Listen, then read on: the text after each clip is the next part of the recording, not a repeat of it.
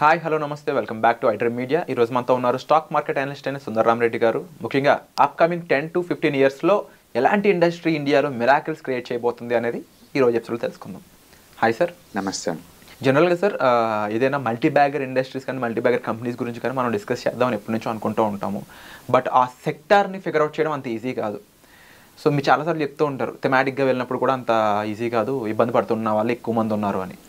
Still upcoming 10 to 15 ఇయర్స్లో successful అవ్వబోతున్న ఒక mega industry ఏదైనా ఉందా? డెఫినెట్గా ఇది సెమీ కండక్టర్ ఇండస్ట్రీ ఉంటుందండి.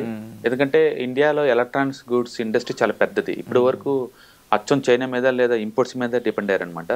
అంటే ఫస్ట్ టైం పెద్ద పెద్ద కార్పొరేటర్లు ఎంటర్ అవుతున్నారండి. ఇప్పుడు 20 years నుంచి సెమీ కండక్టర్ ఇండస్ట్రీ వస్తుంది అంటేనే ఉన్నారు, కానీ ప్రాక్టికల్గా ఒక పెద్దవాళ్ళు ఎవరు ఇన్వాల్వ్ అయింది లేదు, అది ఎస్టాబ్లిష్ అయింది లేదనమాట. అంటే ఫ్యాబ్ సిటీ హైదరాబాద్ తెలుసు ఎప్పుడో 20 years బ్యాక్. ఇప్పుడు దాకా కూడా అది వర్కౌట్ అవ్వాలి పెద్దగా ఏమి. బట్ ఇప్పుడు కొత్తగా టాటా ఎలక్ట్రానిక్స్ వాళ్ళు ఎంటర్ అయ్యారు. దగ్గర 75,000 కోట్లు పంప్ చేసి మరి ఎంటర్ అవుతున్నారండి. అండ్ రెండోది ఫ్యాక్స్కాన్ వాళ్ళు వచ్చేసారు ఇండియాలోకి. అండ్ వేదాంత వాళ్ళు ఎంటర్ అయ్యారు ఆ ఏరియాలకి. అండ్ అదానీ వాళ్ళు ఎంటర్ అవుతున్నారు. అండ్ హెచ్ఎల్ టెక్నాలజీ ఎంటర్ అవుతారు. అమెరికా సంబంధించి one of the leading company micron వాళ్ళు ఇండియాలో ఆల్రెడీ ప్రొడ్యూస్ చేస్తున్నారు. అండ్ అంటే అన్ని పెద్ద పెద్ద కంపెనీస్ అన్నాం. మురగప్ప గ్రూప్ వాళ్ళు ఎంటర్ అయ్యారు, సీజీ పవర్ వాళ్ళు. అండ్ కేన్స్ ఇండస్ట్రీ వాళ్ళు ఎంటర్ అయ్యారు. అంటే పెద్ద పెద్ద ఇండస్ట్రీ వాళ్ళే ఇప్పుడు ఎంటర్ అయ్యారు. కాబట్టి డెఫినెట్గా this is going to rock అనమాట. ఇప్పుడు వరకు అయితే 5 ఇండస్ట్రీస్ ఎస్టాబ్లిష్ అయినాయి ఆల్రెడీ. 5 ఇండస్ట్రీస్ని ఎస్టాబ్లిష్ చేశారు. అండ్ వితిన్ 1 year కల్లా చిప్పులు బయటకు వస్తాయి. ఓకే. అండ్ ఫ్యూచర్లో ఇలాంటివి ఒక 10 to 20 కావాలండి ఇండియా రిక్వైర్మెంట్స్కి అలోన్గా. మళ్ళీ ఎక్స్పోర్ట్ చేయడానికి ఇంకా బోల్డెన్ కావాలి. అంటే నెక్స్ట్ ఒక 10 to 15 years కల్లా ఇండియాలో ఒక 20 సెమీ కండక్టర్ ఇండస్ట్రీస్ ఉంటాయి. దాంట్లో డిఫరెంట్ లెవెల్స్ ఉంటాయండి. Technology wise testing, fabrication, designing చాలా ఉంటాయి అన్నమాట. దాంట్లో మళ్ళీ లేయర్స్ కూడా. బట్ ఈ కంపెనీస్ అన్నీ కూడా వాటిలో ఉంటాయి. ఇప్పుడు వరకు అయితే స్టాక్ మార్కెట్ లిస్ట్ అయిన కంపెనీస్లో అనుకుంటే టాటా ఎలక్ట్రానిక్స్ లిస్ట్ అవ్వలేదండి. అది ఇంకా ప్రైవేట్ కంపెనీ అనమాట. అండ్ వేదాంత వాళ్ళు ప్రైవేట్గానే ఎంటర్ అవుతున్నారు దీంట్లోకి. అందుకని స్ట్రైట్ అవే స్టాక్ మార్కెట్లో ప్రస్తుతానికి లీడ్ అవుతుంది సెన్సిరా ఇంజనీరింగ్ ఒకటి, అండ్ మోసిప్స్ టెక్నాలజీస్ ఒకటి, అండ్ మైండ్ టెక్ ఒకటి, సీజీ పవర్ డైరెక్ట్గా ఇదైతే ఇన్వాల్వ్ అయింది, అండ్ ఏఎస్ఎం టెక్నాలజీస్ ఒకటి, అమీ ఆర్గానిక్స్ ఒకటి, వేదాంత ఒకటి, ఎస్పీఈఎల్ సెమీ కండక్టర్ ఒకటి, అండ్ గుజరాత్ ఫ్లోరోకెమికల్స్ ఒకటి, అండ్ శర్మా ఎస్జిఎస్ టెక్నాలజీ ఒకటి, అండ్ ఆర్ఐఆర్ పవర్ ఎలక్ట్రానిక్స్ ఒకటి, అండ్ లార్సన్ టబ్రో ఒకటి, అండ్ కేన్స్ టెక్నాలజీ ఒకటి. ఇవైతే స్టాక్ మార్కెట్లో లిస్ట్ అయిన కంపెనీస్ అండి. బట్ ఇవి ఎక్కువ శాతం ప్రస్తుతానికైతే ప్రైవేట్ ఇండస్ట్రీ చేతిలోనే ఉంది ఇది. ఒకవేళ పెద్ద ప్లేస్ టాటా ఎలక్ట్రానిక్స్ లాంటి వాళ్ళు కనుక లిస్టింగ్కి వస్తే స్టాక్ మార్కెట్లో డెఫినెట్గా అలాంటి వాటిలో మంచి ఫీచర్స్ ఉంటాయి. ఓకే. ఏదైనా సరే ముందు రోజుల్లో మదర్ బోర్డ్స్ స్టార్ట్ అయ్యి, అండ్ బోర్డ్స్ ఇవి, and chip manufacturing, electronics goods వీటన్నిటికి కూడా మంచి ఫీచర్ ఉంటుంది. కాకపోతే ఇది ఏంటంటే క్యాపిటల్ ఇన్సెంటివ్ సెక్టర్ అండి. అంటే పవర్ కన్జంప్షన్ ఎక్కువ, వాటర్ కన్జంప్షన్ ఎక్కువ, అండ్ మార్జిన్స్ తక్కువ ఉంటాయి అనమాట బేసికల్గా. Okay. So electronics industry. But సెమీ కండక్టర్స్కి అయితే మార్జిన్స్ కూడా బాగానే ఉంటాయి. ఈ ఇండస్ట్రీలో చైనా దాదాపుగా లాస్ట్ 2 decades అదరగొట్టిందనే విషయం అందరికీ తెలుసు. దాదాపుగా మనకు వచ్చే ప్రతి ఈవెన్ యాపిల్ లాంటి వాటికి కూడా చైనా సెమీ కండక్టర్ వెళ్తాయి అనేది కూడా అందరికీ తెలుసు. రీసెంట్గా అవన్నీ మారుతా వస్తున్నాయి. అందులో ఇండియా అనేది నెక్స్ట్ ఎలాంటి స్టేజ్ని రీప్లేస్ చేయబోతుంది అంటారు? ఒకటే అండి, మేక్ ఇన్ ఇండియా కింద గవర్నమెంట్ వాళ్ళు దాన్ని బాగా ఎంకరేజ్ చేస్తున్నారు. ఫస్ట్ టైం పెద్ద పెద్ద కార్పొరేట్ వాళ్ళు ఇన్వాల్వ్ అయ్యారు. అండ్ కాబట్టి మనం పాజిటివ్ థింగ్స్ ఎక్స్పెక్ట్ చేయొచ్చు. అయితే చైనాకి నిజంగా రీప్లేస్మెంట్ అంటే చైనాకి రీప్లేస్మెంట్ కాదండి. చైనా టోటల్ కెపాసిటీలో 10% ఇచ్చినా సరే ఇండియాకి పెద్ద అచీవ్మెంట్ అది. ఎందుకంటే మనం జీరోలో ఉన్నాం, ఇప్పుడే బిగిన్ చేసాము. ఇంకొక 10 years కల్లా చైనా ఏదైతే సాధించారో సెమీ కండక్టర్ ఇండస్ట్రీలో, అందులో ఈవెన్ 10 to 20% రీచ్ అయినా సరే అది పెద్ద అచీవ్మెంట్ కింద లెక్క అనమాట. ఎందుకంటే ఇప్పుడు వరకు 100% ఇంపోర్ట్ చేసుకునే స్టేజ్ నుంచి ఇండియా మన రిక్వైర్మెంట్ తగ్గట్టు ఫుల్ఫిల్ చేసుకోవడం చాలా పెద్ద విషయం. ఎందుకంటే ఇండియా చాలా లేట్ ఇప్పటికే. చైనా వాళ్ళు ఆల్రెడీ వరల్డ్ హబ్గా తయారయ్యారు. వియత్నాం వాళ్ళు ఆ ఏళ్ళలో బీభత్సంగా ఉన్నారు. తైవాన్ అయితే ఇప్పటికీ world finest quality semi conductor RS industry అంటే తైవాన్ అండి. ఎందుకు చైనా వాళ్ళకి తైవాన్ మీద అంత మోజు అంటే కేవలం ఈ టెక్నాలజీ సొంతం చేసుకున్నారు ఒక రీజన్ తోటి. దాన్ని బట్టి ఊహించండి. అండ్ అమెరికా వాళ్ళు ఆల్రెడీ లీడింగ్లో ఉన్నారు ఆ ఏరియాలో. ఓకే. అండ్ కొరియన్స్ వాళ్ళు లీడింగ్లో ఉన్నారు ఆల్రెడీ.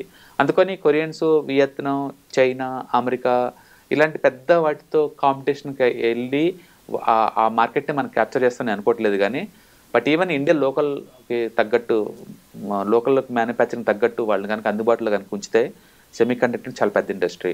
ముందు రోజుల్లో డెఫినెట్గా ఎక్స్పోర్ట్ ఓరియంటెడ్ ఎకానమీకి ఇండియా మారిద్దండి. అందుకని చాలామంది చైనాని దూరంగా పెడుతున్నారు. ఆ కంట్రీస్ అన్ని కూడా ఆ వర్క్ ఆర్డర్స్ ఇండియాకి వచ్చే ఛాన్స్ ఎక్కువ ఉంది.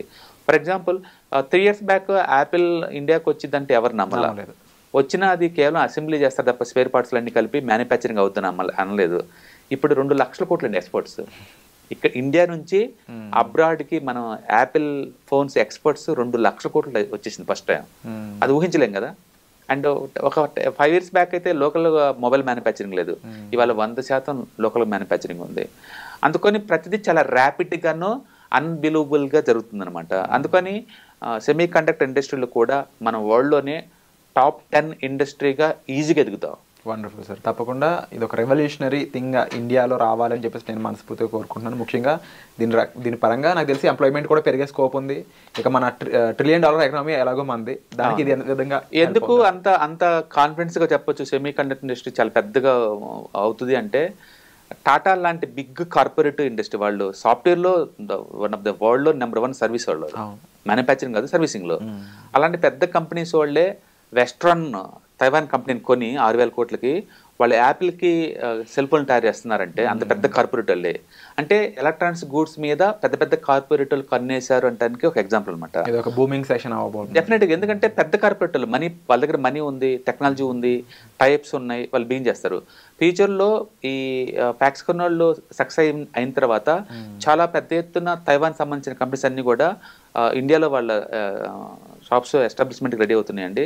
కాబట్టి ముందు రోజుల్లో డెఫినెట్గా ఎలక్ట్రానిక్స్ అండ్ సెమీ కండక్టర్ ఇండస్ట్రీకి చాలా పెద్ద గ్రోత్ ఉంటుంది. ఇప్పటి వరకు మనం సాఫ్ట్వేర్లో ఎలా వరల్డ్ వైడ్గా కనుక లీడ్ చేసామో, ఎలక్ట్రానిక్స్లో కూడా స్టెప్స్ ఇప్పుడు బేబీ స్టెప్స్ పడ్డాయి.